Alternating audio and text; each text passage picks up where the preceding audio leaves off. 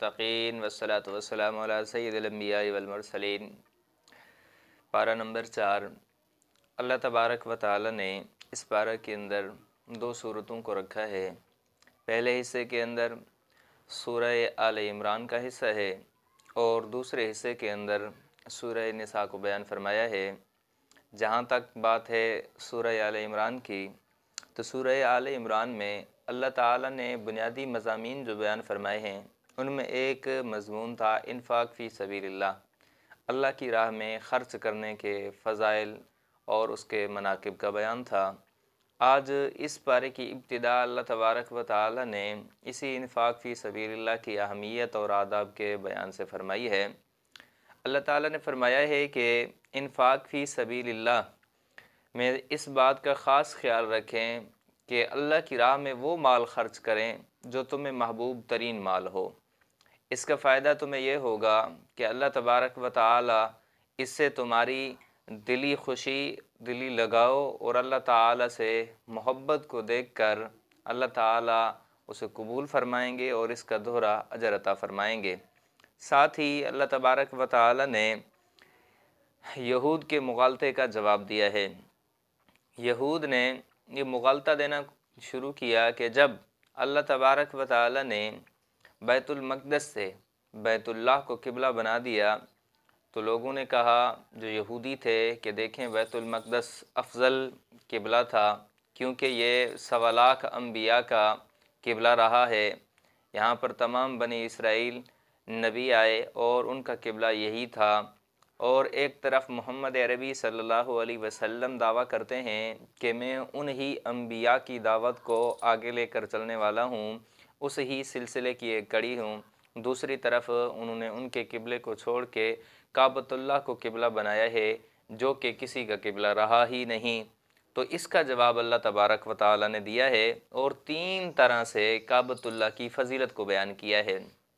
सबसे पहली बात तो अल्लाह ताला ने ये वाज़े फरमाई है कि मोमिन हमेशा हुक्म खुदा का ताबे होता है। तो अल्लाह ताला का चूँकि हुक्म था, इस वजह से बैतुल मक़दस को छोड़ के बैतुल्लाह को क़िबला बनाया गया। नंबर 2, काबतुल्लाह इस वजह से अफजल है कि काबतुल्लाह पहली इबादत गाह है। रूए ज़मीन पर सबसे पहली इबादत गाह काबतुल्लाह बनाई गई। दूसरी वजह यह है कि इसमें अल्लाह ताला ने कुदरत की निशानियाँ रखी हैं, इसमें मकाम इब्राहीम है, इसमें हतीम है, दीगर बरकतें अल्लाह ताला ने रखी हैं। तीसरी वजह फ़जीलत अल्लाह तबारक व तआला ने इसकी ये बयान फरमाई कि ये अमन का मरकज़ है। काबतुल्लाह इसी तरह हरम ये अमन का मरकज़ है। दूर दराज से लोग इसकी तरफ आते हैं और यहाँ पर अमन पाते हैं। और काबतुल्लाह ये वाहिद इबादत का मरकज़ है जहाँ पर पूरी दुनिया के मुसलमानों को हज करने का हुक्म दिया गया है। मुसलमान अपना माल खर्च करके, अपनी जान को जोखे में डाल के इस इबादत गाह की ज़ियारत के लिए जाते हैं और इसकी ज़ियारत के लिए बाकायदा तड़प रखते हैं, दिल में एक जुस्तजू तलब रखते हैं, दुआएं मांगते रहते हैं। इसकी इतनी बड़ी अहमियत है। बाद मुफस्सिरीन ने इस कदर लिखा है कि रूए ज़मीन पर पूरी कायनात में सबसे ज़्यादा अफजल इमारत काबतुल्लाह की है, क्योंकि ये वो इमारत है जिसकी तामीर का हुक्म अल्लाह ताला ने दिया, जिसका नक्शा हज़रत जिब्रील अमीन ने बनाया और जिसकी तामीर के लिए मिस्त्री का काम हज़रत इब्राहीम अलैहिस्सलातु वस्सलाम ने सरअंजाम दिया और मज़दूर का काम हज़रत इस्माईल अलैहिस्सलातु वस्सलाम ने सरअंजाम दिया। इस वजह से ये बहुत बड़ी फ़जीलत का हामिल है। और नबी आखिर ज़मां की बेसत के लिए दुआ भी इस ही घर की तामीर के बाद की गई थी। इस वजह से ये बहुत बड़े मकाम का हामिल है। आगे अल्लाह तबारक व तआला ने मुसलमानों को तक़वा का हुक्म दिया है कि जहाँ भी हो, जिस भी हाल में हो, अल्लाह ताला से डरो जिस तरह अल्लाह से डरने का हक़ है। यानी अल्लाह ताला की हर वक़्त फरमाबरदारी में लगे रहो, अल्लाह ताला की नाफरमानी से बचे रहो। अल्लाह ताला की फरमाबरदारी ही तुम्हें फ़लाह देगी और अल्लाह ताला की नाफरमानी तुम्हें पिछली उम्मतों की तरह नेस्त व नाबूद कर सकती है। आगे अल्लाह तबारक व तआला ने अफजलियत उम्मत मुहम्मदिया का बयान किया और वजह बयान फरमाई अमर बिलमारूफ़ और नही अनिल मुनकर कि ये मनसब इनको अता किए गए हैं।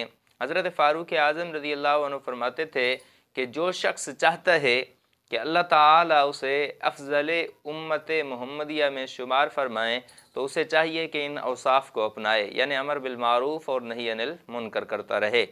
آگے اللہ تبارک و تعالیٰ نے منافقین اور کفار کو دلی دوست نہ بنانے کا حکم دیا ہے کہ کبھی بھی منافقین اور کفار کو دلی دوست مت بناؤ۔ 3 وجہ اللہ تعالیٰ نے بیان فرمائی ہیں۔ پہلی وجہ یہ بیان فرمائی کہ دیکھیں منافقین اور کفار ہر وقت تمہیں نقصان پہنچانے کی کوشش میں لگے رہتے ہیں، ہر وقت ان کی یہی چاہت ہوتی ہے کسی بھی طرح سے تمہیں نقصان پہنچائیں۔ نمبر 2 کہ ان کی چاہت اور خواہش یہ ہوتی ہے کہ تمہارے دین اور دنیا میں مصائب اور مشکلات پیدا کریں، جس کی وجہ سے تم ہمیشہ پریشانیوں میں رہو۔ تیسری وجہ اللہ تعالیٰ نے یہ بیان فرمائی ہے کہ دیکھیں ان کے چہروں اور باتوں سے بغض عیاں ہے اور ان کے دل بغض سے بھرے ہوئے ہیں۔ چوتھی وجہ بھی بیان فرمائی ہے اور واضح فرمایا ہے کہ جو ان کے دل کے اندر بغض ہے وہ ان کی زبانوں سے بھی زیادہ ہے، لہٰذا جب وہ ہر وقت تمہارے غیظ اور غضب میں رہتے ہیں اور تمہیں نقصان پہنچانے کی کوشش میں رہتے ہیں تو پھر ایسے لوگوں کو، ایسے اشخاص کو، ایسے افراد اور طبقے کو کبھی بھی دلی دوست مت بناؤ۔ اور مومنین کو دوست بنانے کا حکم کئی مقامات پر اللہ تعالیٰ نے دیا ہے کہ مومن کے ساتھ اچھا لگتا ہے، کافر کے ساتھ اچھا نہیں لگتا۔ آگے اللہ تبارک و تعالیٰ نے غزوہ بدر کا اجمالی ذکر کیا۔ یہ غزوہ بدر وہ غزوہ ہے جو رمضان المبارک کے مقدس مہینے کے اندر لڑا گیا اور مسلمانوں کا یہ پہلا غزوہ ہے جو ایک اعلیٰ طریقے پر لڑا گیا اور جس کی بنیاد طاقت نہیں تھی بلکہ مسلمانوں کی اللہ تعالیٰ پر توکل، بھروسہ اور رسول اللہ صلی اللہ علیہ وسلم سے محبت تھی۔ مسلمانوں نے اس طرح جنگ کی کہ کفار حیران اور ششدر رہ گئے کہ بڑے بڑے کفار قتل کر دیے گئے، شکست خوردہ ہو کے واپس ہوئے۔ اس کا اللہ تعالیٰ نے اجمالی ذکر کر کے حوالے دے کر آگے تفصیل سے غزوہ احد کو بیان کیا ہے۔ جب مشرکین مکہ غزوہ بدر میں شکست خوردہ ہوئے تو وہ غیظ، غضب اور غصہ لے کر 3 شوال المکرم پہ ابو سفیان کی قیادت میں لشکر لے کر آئے 3000 کا، اور انہوں نے مدینے پہ آ کے چڑھائی کی۔ جو جنگ ہوئی اس جنگ کے اندر رسول انور صلی اللہ علیہ وسلم نے صحابہ کرام کے ایک طبقے کو حضرت عبداللہ بن جبیر رضی اللہ تعالی عنہ کی قیادت میں ایک پہاڑی پر متعین کیا کہ تمہیں اس جگہ کو نہیں چھوڑنا، چاہے فتح ہو جائے یا شکست ہو جائے۔ اس قدر فرمایا کہ اگرچہ ہماری لاشوں کو جو پرندے ہیں وہ نوچ رہے ہوں پھر بھی تم نے نیچے نہیں آنا۔ لیکن جیسے ابتدا میں مشرکین کو شکست ہوئی، مشرکین بھاگنے لگے، تو پھر مسلمانوں نے وہاں دیکھا کہ جنگ فتح ہو چکی ہے، ختم ہو چکی ہے، دوسرے مال غنیمت کو سمیٹ رہے ہیں، تو وہ بھی وہاں سے نیچے آئے۔ عبداللہ بن جبیر نے منع بھی کیا لیکن وہ پھر بھی اس خیال میں کہ جنگ فتح ہو چکی ہے نیچے آ گئے اور اس مقام کو چھوڑ دیا۔ تو حضرت خالد بن ولید اس وقت مسلمان نہیں تھے، انہوں نے تعاقب کیا، پیچھے سے حملہ کیا، جس کی وجہ سے مسلمان 2 طرح سے حملوں کی زد میں آ گئے۔ ایک لشکر جو بھاگ رہا تھا وہ بھی واپس آ گیا کیونکہ انہوں نے دیکھا کہ اب مسلمان تتر بتر ہو رہے ہیں، اور ایک پیچھے سے حملہ جس کی وجہ سے مسلمانوں کو بہت بڑا نقصان اٹھانا پڑا۔ تو اس واقعے کو بیان کر کے اللہ تعالیٰ نے تنبیہ بھی کی ہے، اصلاح بھی کی ہے اور تعریف بھی کی ہے۔ اور پھر جب ابو سفیان کو اندازہ ہوا کہ اس نے ادھوری فتح لے کر واپسی کا راستہ اختیار کیا ہے، ساتھیوں نے ملامت کی، تو روحہ کے مقام سے وہ واپس آیا اور آنے کا اس نے سوچا۔ ادھر اللہ تعالیٰ نے وحی کے ذریعے رسول انور صلی اللہ علیہ وسلم کو بتلا دیا۔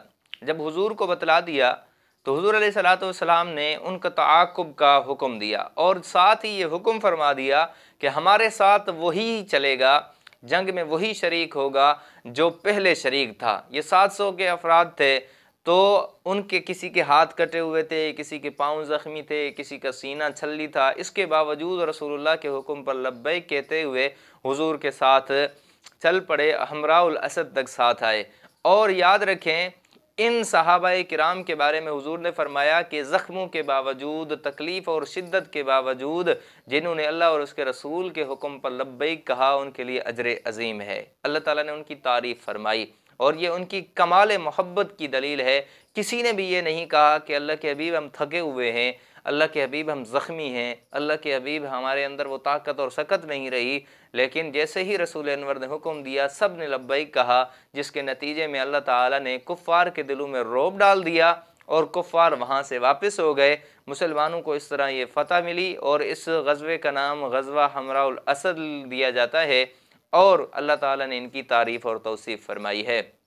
اس واقعے کو تفصیل سے بیان کرنے کا مقصد یہ تھا کہ منافقین نے شوشہ چھوڑا لوگوں کو گمراہ کرنے کے لیے، کیونکہ ان کو تو موقع چاہیے تھا، تو کہا دیکھو مسلمان اگر حق پہ ہوتے، محمد عربی صلی اللہ علیہ وسلم اگر سچے نبی ہوتے تو انہیں کبھی بھی شکست نہ ہوتی، اللہ انہیں تنہا کبھی نہ چھوڑتے۔ تو اللہ تبارک و تعالیٰ نے اس واقعے کو تفصیل سے بیان کیا، اس کے اسباب و وسائل بیان کیے، اور اللہ تعالیٰ نے تنقید بھی کی، ساتھ اصلاح بھی کی، اور ساتھ ساتھ تعریف بھی کی، اور منافقین کے منہ ہمیشہ کے لیے بند کر دیے، اور وہ لوگ جو ان کی باتوں میں آ رہے تھے جب یہ آیات سنی تو وہ بھی دین اسلام پہ جم گئے، ڈٹ گئے۔ آگے اللہ تبارک و تعالی نے اس سورت کے اختتام سے پہلے ان اہل ایمان کا ذکر فرمایا ہے جو ہر وقت ہر حال میں اللہ تعالیٰ کی یاد میں مگن رہتے ہیں، مست رہتے ہیں۔ اس سورت کا اختتام اللہ تعالیٰ نے 4 باتوں پر فرمایا۔ پہلی ایک کہ دین پر جمے رہنا، مصائب اور مشکلات کی وجہ سے دین سے پیچھے نہیں ہٹنا، ایسے نہ ہو کوئی مصیبت آئے، کوئی مشکل آئے، اس کو دیکھ کے پیچھے ہٹنا شروع کر دو۔ اور نمبر 2 فرمایا دشمنان کے مقابلے میں ان سے زیادہ شجاعت اور بہادری سے لڑنا، ان سے زیادہ بہادری دکھانا تاکہ ان کے دلوں پہ رعب پڑے اور وہ تمہارے سامنے ٹک نہ سکیں۔ تیسری بات یہ بیان فرمائی کہ دشمن سے مقابلے کے لیے ہر وقت تیار رہنا، اپنے آپ کو ہر وقت اس بات کے لیے تیار رکھنا کہ ہمارا دشمن سے ابھی مقابلہ ہونے والا ہے اور ہم ان سے جنگ کریں گے۔ جب اس وقت تم تیاری میں رہو گے اس طرح تو تمہیں کبھی بھی شکست نہیں ہوگی۔ اور نمبر 4 ہر حال اور ہر مقام میں اللہ تعالیٰ سے ڈرنا، تقوی کو اختیار کرنا، کیونکہ تقوی ہی یہ واحد شے ہے جو انسان کو بلندیوں تک پہنچاتی ہے۔ اللہ تعالیٰ نے آگے سورہ نساء کو بیان فرمایا ہے۔ اس سورت کو سورۃ النساء اس وجہ سے کہا جاتا ہے، نساء یہ امراتن کی جمع ہے من غیر لفظ ہی، عورتوں کو کہا جاتا ہے، چونکہ عورتوں کے کافی مسائل کا بیان ہے اس سورت کے اندر، اس وجہ سے اس سورت کو سورۃ النساء کہا جاتا ہے۔ اور آگے اللہ تعالیٰ نے اس سورت کے وہ حصے جو تقریباً چوتھے پارے میں ہیں جو مضامین بیان فرمائے ہیں، ان میں اہم مضامین یتیموں کے اموال کے حقوق بیان فرمائے ہیں۔ مشرکین مکہ کے اندر یہ رسم چلی آ رہی تھی کہ وہ یتیموں کے مال کھا جاتے تھے، دبا لیتے تھے اور ان کے مال ہڑپ کر جاتے تھے۔ اللہ تعالیٰ نے ان کے حقوق بیان فرمائے کہ کسی بھی طریقے سے ناجائز اور حرام طریقہ اپنا کر یتیموں کا مال نہ کھاؤ، بلکہ ان کے مال کی حفاظت کرو، اور جب وہ سمجھدار ہو جائیں، بڑے ہو جائیں تو ان کے حوالے کرو۔ ہاں اس طرح تم مال خرچ کرتے ہو جیسے ان کا فائدہ ہو، مثال کے طور پہ تجارت میں لگا دیتے ہو اور وہ نفع بھی ان کے لیے ہوتا ہے، تو اس طرح تمہارے لیے کرنا جائز ہے، باقی ان کا مال ہڑپنا تمہارے لیے جائز نہیں ہے۔ اور ساتھ ہی اللہ تعالیٰ نے یتیموں کو میراث دینے کا حکم دیا ہے۔ مشرکین مکہ یتیموں کو میراث نہیں دیتے تھے، خصوصاً بچیوں کو بالکل میراث سے محروم کرتے تھے۔ اس رسم بد کی بھی اللہ تعالیٰ نے تردید فرمائی ہے۔ ساتھ ہی اللہ تعالیٰ نے 4 عورتوں کے ساتھ نکاح کی شرط عدل کے ساتھ اجازت دی ہے کہ 4 عورتوں سے تم نکاح کر سکتے ہو، شرط یہ ہے کہ تم ان میں عدل اور برابری کر سکو۔ اگر عدل اور برابری نہیں کر سکتے تو ایک سے نکاح کرو، اس کی بھی اگر طاقت اور وسعت ہے، اگر اس کی بھی طاقت نہیں ہے تو پھر روزوں پہ گزارا کرو۔ اور اللہ تعالیٰ نے اس حکم کو بیان کر کے مشرکین کی اس رسم بد کی تردید کی کہ مشرکین کے ہاں تعدد ازواج یعنی بہت ساری نکاح اور شادیاں کرنے کا رواج تھا، کوئی تعداد متعین نہیں تھی۔ اللہ تعالیٰ نے ایک تعداد متعین کر دی اسلام کے اندر کہ 4 کی اجازت ہے، وہ بھی عدل کی شرط کے ساتھ، اس سے آگے کی اجازت بیک وقت نہیں ہے۔ اور اللہ تعالیٰ نے عورتوں کو میراث دینے کے احکام بیان فرمائے۔ مشرکین مکہ کا مشہور مقولہ ہے کہ ہم اس کو میراث میں حصہ کیسے دیں کہ جو نہ تلوار چلا سکتی ہے، جو نہ دشمن کا مقابلہ کر سکتی ہے، نہ وہ گھوڑے پہ سوار ہو سکتی ہے، تو ایسی عورت کو ہم حصہ کیوں دیں؟ اللہ تعالیٰ نے اس کی تردید فرمائی۔ عورتوں کے میراث کے تفصیل سے حکم اللہ تعالیٰ نے بیان فرما دیے، اور ان عورتوں کو بیان فرمایا ہے اس صورت کے حصے کو جو اس پارے میں ہے کہ جن سے نکاح ہمیشہ ہمیشہ کے لیے اللہ تعالیٰ نے حرام قرار دیا ہے۔